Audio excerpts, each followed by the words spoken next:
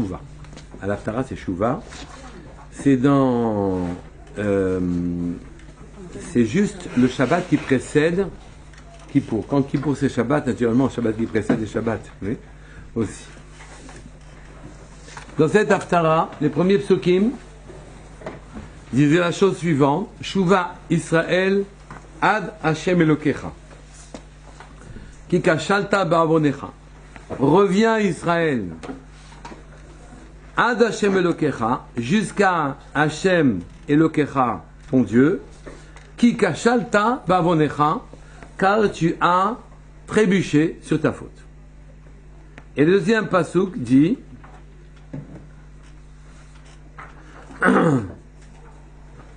reviens, donc tu as trébuché sur ta faute.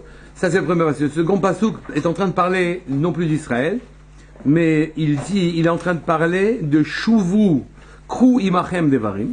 Prenez avec vous des paroles. Veshuvu el Hashem. Et retournez vers Hashem. D'accord? Le premier pasuk dit retourne Israël, c'est au singulier. Retourne Israël jusqu'à Hashem Elokecha, jusqu'à atteindre Akadosh Baruch Hu. Oui? Quand vous entendez Hashem Elokecha, on se pose la question pourquoi c'est marqué Hashem Elokecha? Jusqu'à que la dimension de rigueur d'Hachem soit imprégnée de la dimension de miséricorde. Vous savez que la terre, elle attend tout.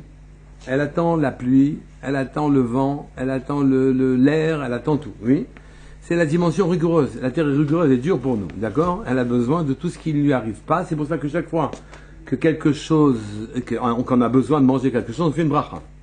La dimension Elohim, c'est la dimension rigoureuse. Et qui attend de sa bracha, qui attend les brachot, que Akadosh lui fournisse toutes ses nourritures. Ça, c'est la dimension miséricordieuse d'Hachem. Donc, jusqu'à que Dieu soit présent sur terre, dans tout. Mais, fais tchouva Hachem jusqu'à qu'Hachem descende sur terre, que tu le vois, que tu le perçoives, que tu en aies conscience. Oui. Et le deuxième passage qui dit Kru imachem devarim, ça semble être la solution par laquelle on arrive à ce degré-là où on sent que c'est Hachem qui dirige. Oui. C'est marqué Kru imachem devarim. Prenez avec vous des paroles.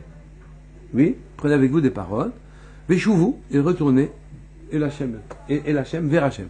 Il n'y a plus d'Hachem Elokecha. Il n'y a plus de Ad Hachem Elokecha jusqu'à Hachem. Cette fois-ci, retournez vers Hachem. Prenez avec vous des paroles et retournez vers Hachem. Ces deux psukim posent beaucoup de problèmes. Le premier est au singulier. Et quand ensuite on vous donne la technique par laquelle on fait tchouva, on passe au pluriel. D'accord? On ne comprend pas pourquoi. Le premier c'est Shuvah Israël singulier. Le deuxième c'est Shuvu au pluriel. Kru, prenez avec vous des paroles, c'est au pluriel. Ensuite, ce qu'on ne comprend pas aussi dans ces psukim, c'est autre chose. C'est marqué Ki kashalta be'avoncha. Tu as trébuché sur ta faute. Mais avoncha, c'est une faute volontaire. Trébucher, c'est pas le verbe qui convienne à la faute volontaire. On ne trébuche pas sur une faute volontaire, d'accord? Trébucher, c'est qu'on n'a pas conscience qu'on a fait. Ça peut pas être à la fois une faute volontaire et une faute involontaire, ça c'est pas possible. Ensuite, c'est marqué, dans la première fois, retourne à Hachem Elokecha, jusqu'à Hachem, ton Dieu. Et après, c'est marqué, vers Hachem, tu retournes vers Hachem.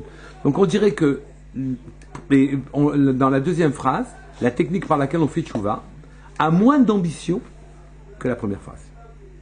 D'accord? Moins d'ambition, et on ne comprend pas. Et on vous dit surtout, Kru imachem devarim, prenez avec vous des paroles, et on ne comprend pas pourquoi on devrait prendre des paroles. D'accord?